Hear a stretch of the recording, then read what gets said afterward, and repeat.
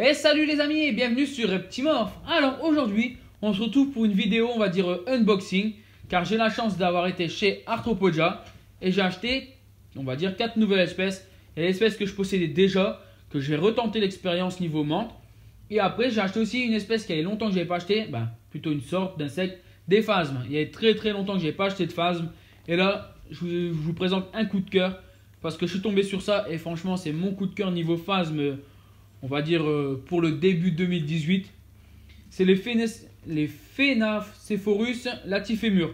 Alors qu'est-ce que c'est? C'est un tout petit phasme.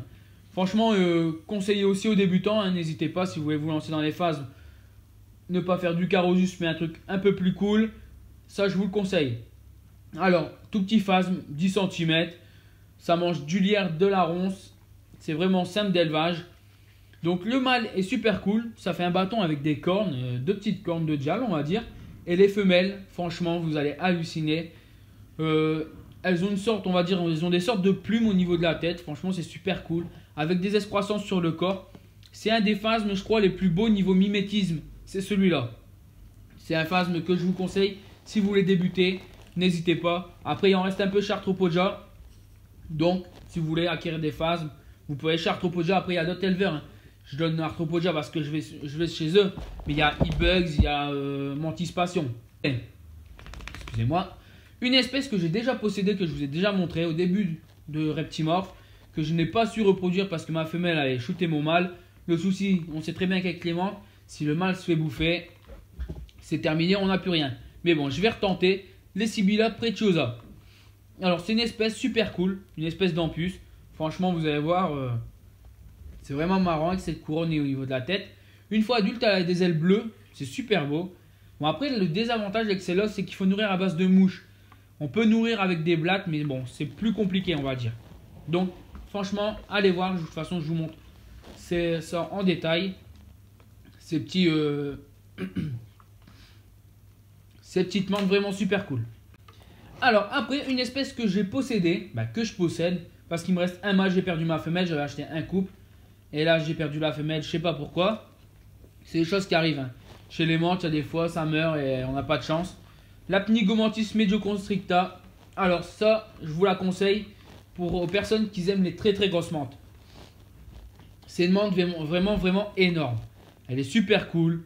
Elle est grise une fois adulte avec des motifs assez hallucinants au niveau des ailes et du corps. Avec des pattes, on va dire des pattes avant vraiment surdimensionnées.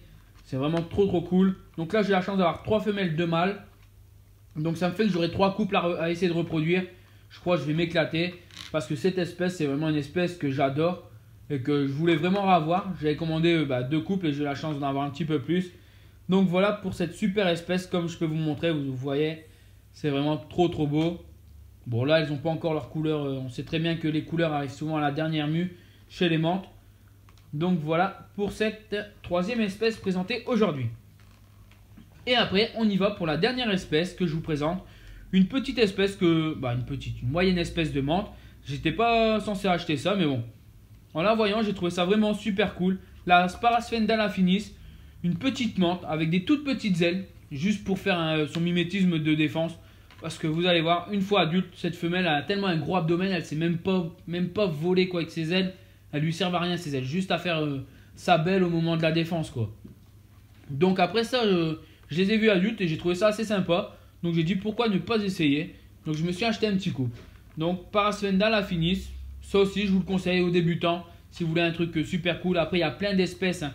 Il y a vraiment des espèces, je les connais peut-être pas tous. Si vous avez des espèces à me suggérer, n'hésitez pas à me les mettre dans les commentaires. Je regarderai, je vous répondrai avec plaisir.